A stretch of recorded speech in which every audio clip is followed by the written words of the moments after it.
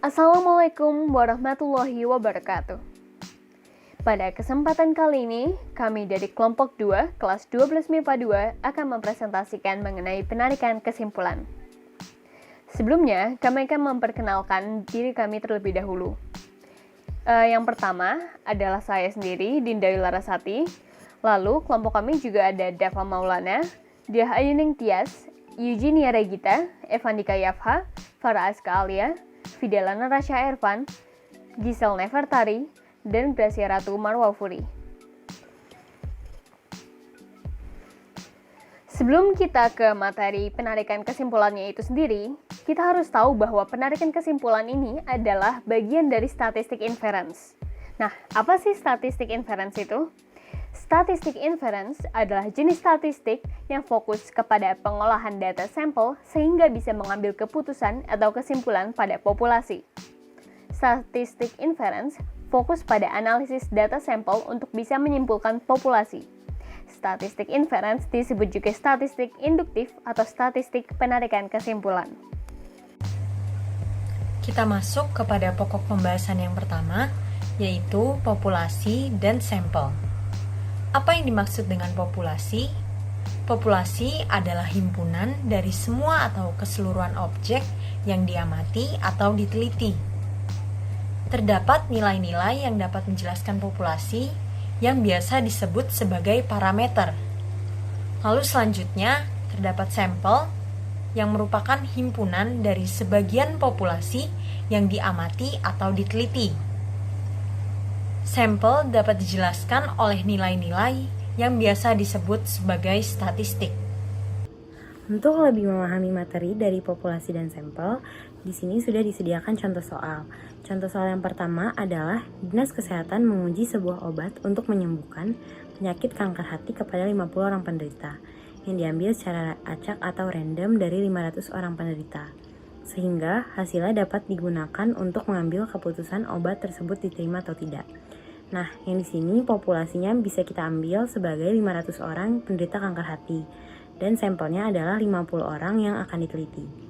Contoh soal yang nomor 2 adalah dalam pemilihan kepala desa A yang terdiri dari 100 tempat pemungutan suara, sebanyak 20 tempat target diambil secara acak untuk penghitungan suara atau quick count, sehingga hasilnya memberikan gambaran yang lebih akurat.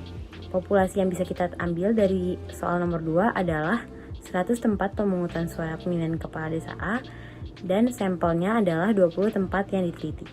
Lalu selanjutnya ada bagian 2, yaitu distribusi penarikan sampel. Distribusi penarikan sampel adalah distribusi peluang suatu statistik dari sampel-sampel.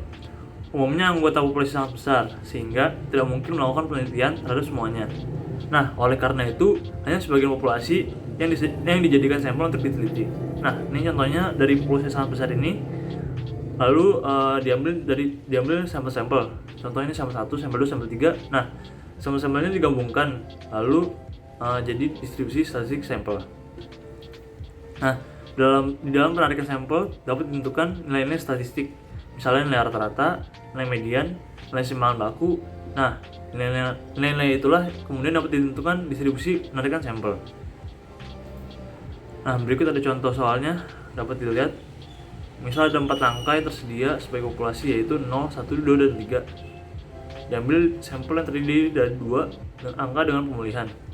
Nah, kemungkinan penarikan sampel beserta rata-ratanya disajikan pada tabel berikut. Nah, dapat dilihat dari soal ini.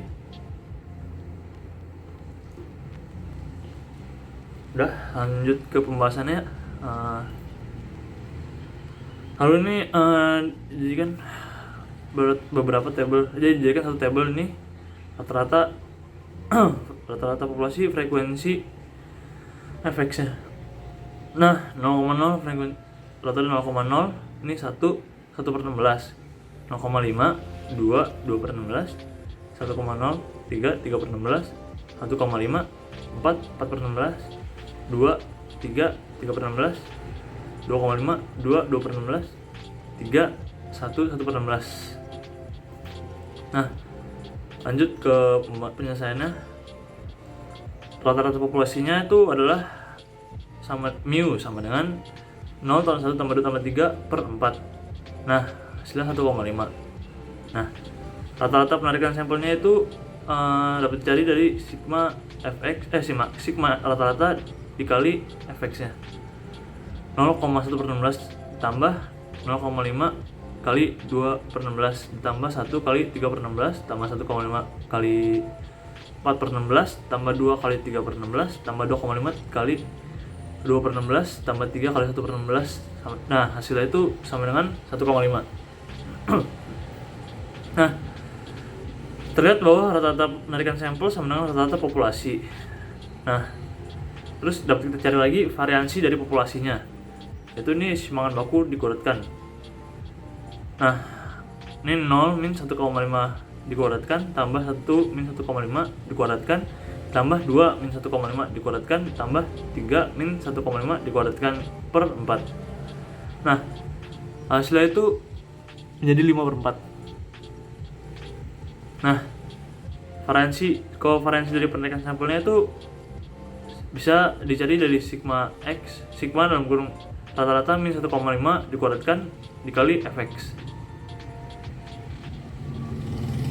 Nah, sama dengan 0 min 1,5 kuadrat dikali 1/16 tambah 0,5 min 1,5 kuadrat dikali 2/16 tambah 1 min 1,5 dikuadratkan dikali 3/16 tambah 1,5 dikurang 1,5 dikuadratkan dikali 4/16 tambah 2 min 1,5 kuadrat dikuadratkan dikali 3/16 tambah 2,5 kali 2,5 min 1,5 dikuadratkan dikali 2/16 ditambah 3 min 1,5 dikuadratkan dikali 1/16. Nah, hasil itu 5/8. Nah, ini dapat simpulkan bahwa variansi penarikan sampel nih sama dengan setengah dikali variansi populasi.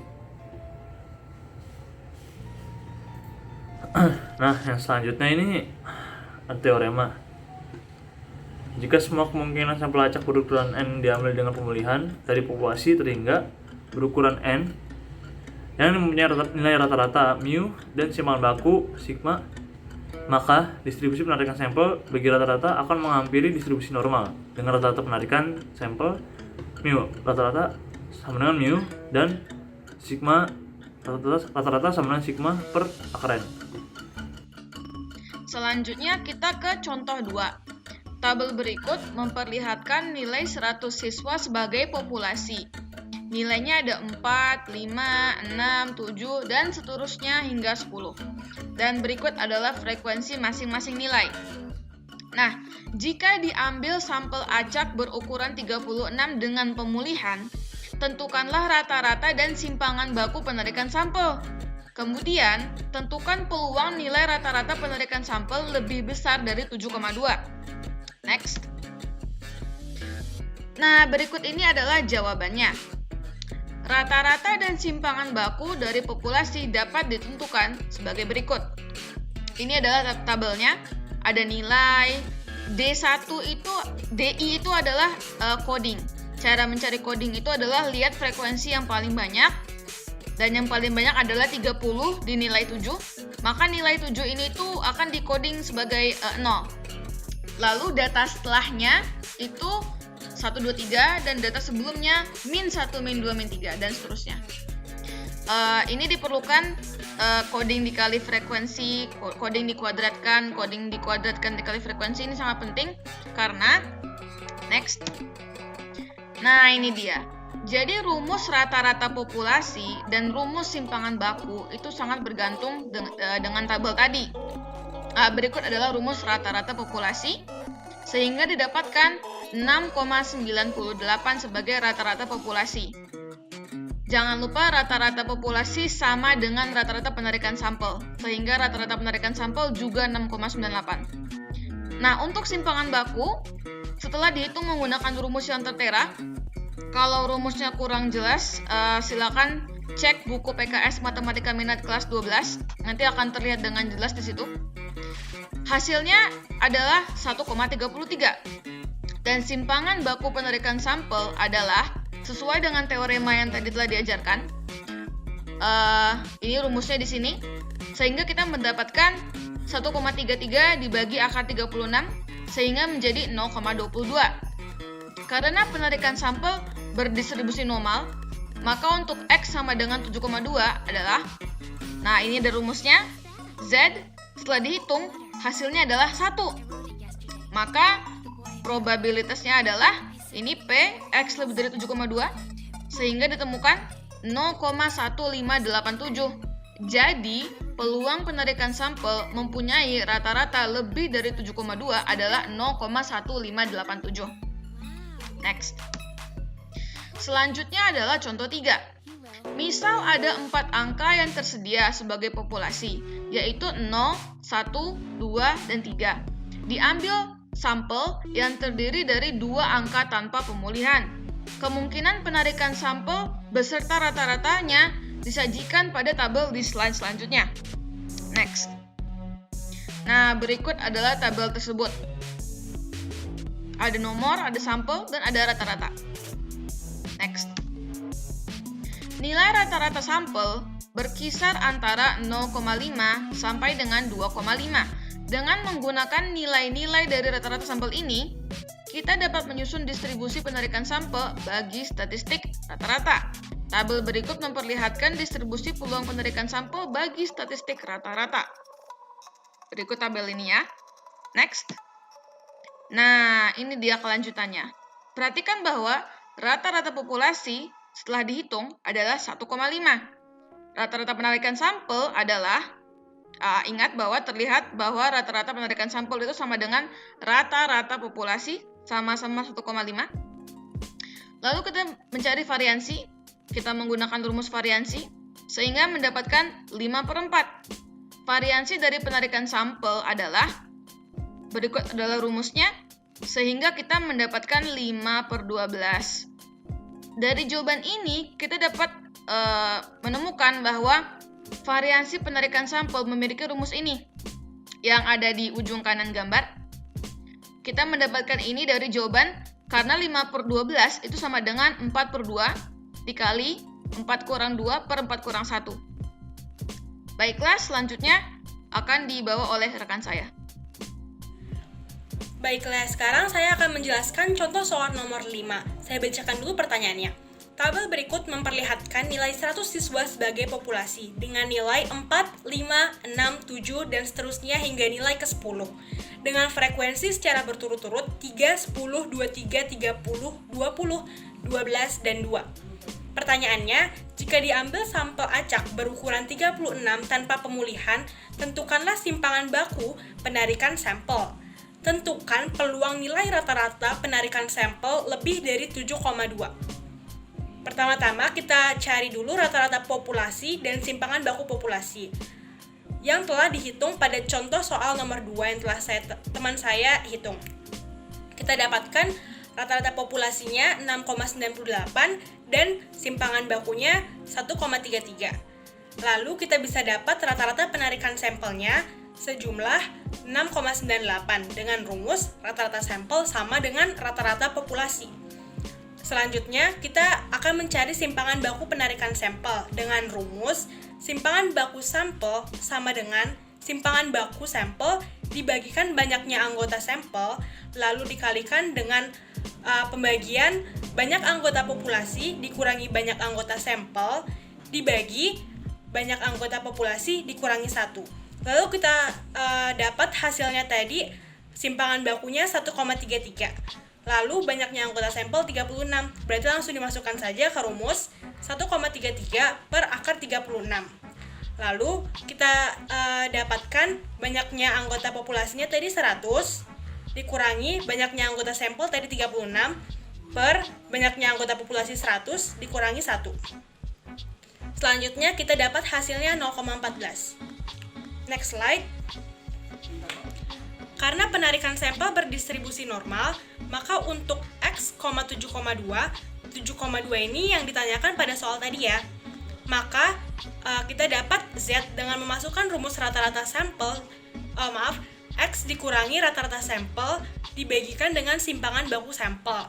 Lalu kita dapat X-nya tadi yang dicari 7,2 dikurangi rata-rata sampel 6,98. Lalu dibagi oleh simpangan baku sampel per 0,14. Lalu kita dapat hasilnya 1,57. Selanjutnya kita masukkan ke dalam rumus peluang, yakni peluang X lebih besar dari 7,2 sama dengan peluang Z lebih besar dari 1,57. Lalu kita dapatkan 0,5 dikurangi oleh peluang 0, Z lebih besar daripada 0, dan Z lebih kecil dari 1,57. Lalu kita dapat hasilnya 0,2 dikurangi 0,4416.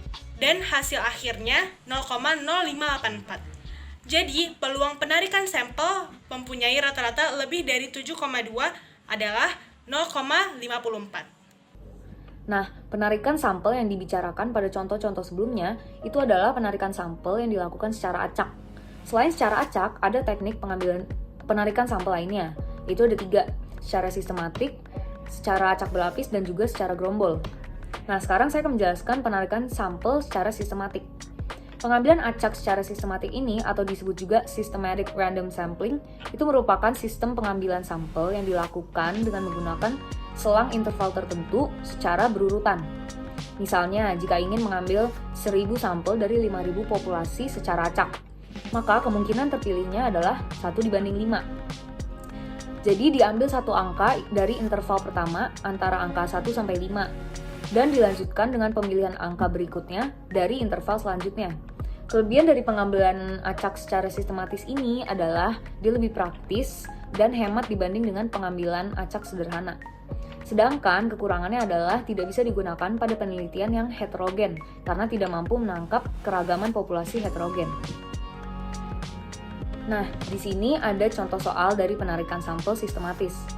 Soalnya adalah dari 100 orang karyawan ingin diambil secara acak 10 orang karyawan sebagai sampel. Nah, penyelesaiannya dapat dilakukan sebagai berikut. Pertama, kita menentukan banyaknya kelompok. Karena ada 100 orang karyawan, lalu dipilih 10 orang karyawan sebagai sampel, berarti 100 kita bagi 10 mendapatkan 10 kelompok, dan tidak boleh lebih dari 10 kelompok. Kemudian, selanjutnya kita memberikan nomor urut secara acak pada 100 orang karyawan ini, dari nomor 1, 2, 3, sampai 100. Selanjutnya, kita membagi keseluruhan anggota populasi menjadi 10 kelompok. Maka akan diperoleh kelompok pertama, misalnya kelompok A, berisi karyawan dengan nomor 1 sampai 10. Kemudian selanjutnya ada kelompok B dengan nomor urut karyawan 11 sampai 20. Dan seterusnya sampai kelompok J. Kemudian kita mengambil 1 unit sampel secara acak pada kelompok A pertama. Misalnya, yang terambil itu karyawan nomor 3. Setelah itu dilakukan pengambilan sampel pada kelompok berikutnya untuk satuan sampel yang berada segaris atau memiliki jarak yang sama dengan sampel nomor 3 tersebut. Anggota populasi yang menjadi sampel dalam penelitian ini adalah anggota populasi yang memiliki nomor sebagai berikut. Jadi di kelompok A terpilih nomor 3, kelompok B terpilih nomor 13, kelompok C terpilih nomor 23, dan seterusnya. Dan di sini dapat dilihat interval dari 3 ke 13, kemudian 13 ke 23, 23 ke 33, hingga seterusnya itu adalah sama, yaitu 10. Selanjutnya, saya akan menjelaskan mengenai penarikan sampel acak berlapis. Penarikan sampel acak berlapis adalah cara pengambilan sampel yang mana memperhatikan tingkatan dari populasinya. Dalam tingkatan bertingkat ini, sebelumnya sudah dikelompokkan dalam beberapa tingkatan. Seperti contoh dari berbagai survei adalah dibutuhkan tingkatan seperti rentang umur, jenjang pendidikan, dan lain sebagainya. Kemudian, dari tingkatan tersebut itulah diambil sampel. Karena unsur populasi itu bersifat heterogen dan berbeda-beda, dan karena perbedaan itulah ada makna signifikan dari tercapainya penelitian tersebut, sehingga peneliti dapat melihat respon dari berbagai kalangan dengan teknik ini. Dengan kata lain, dengan penggunaan penarikan sampel ini, peneliti tidak hanya terfokus pada salah satu golongan saja, melainkan melihat respon dari berbagai kalangan. Selanjutnya, saya menyajikan contoh soal penarikan sampel acak berlapis, yaitu soalnya adalah suatu perusahaan ingin mengetahui tingkat keikutsertaan masyarakat pada kegiatan pemilu dan memutuskan untuk mengadakan survei dari berbagai kalangan. Dari 1000 pemilih dari pemilu, maka akan diambil 100 orang sebagai sampel berdasarkan usia pemilih secara proporsional. Dari soal ini diketahui bahwa akan dilakukan peningkatan berdasarkan usia pemilihnya. Dan diketahui dari 1000 pemilih akan diambil 100 orang saja sebagai sampelnya. Berikut adalah cara penentuan bagaimana terpilihnya dari sampel tersebut.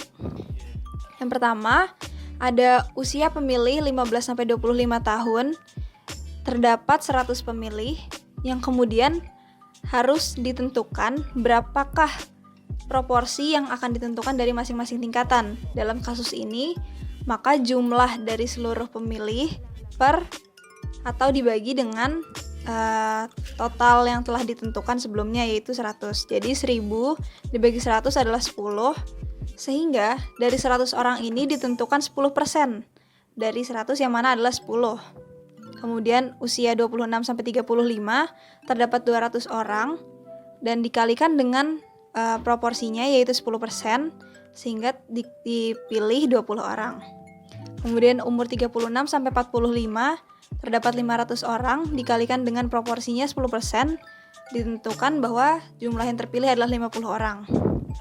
Yang terakhir, usia 45 tahun ke atas terdapat 200 orang dikalikan dengan proporsi 10%, maka ditentukan yang terpilih adalah 20 orang. Sehingga dari data tersebut dapat kita simpulkan bahwa total populasinya adalah 1000, yang mana sesuai dengan soalnya, dan total yang terpilihnya ada 100, sesuai dengan yang diinginkan. Oke, jadi mari kita lanjutkan ke teknik penarikan sampel yang ketiga, yaitu teknik penarikan sampel secara gerombol.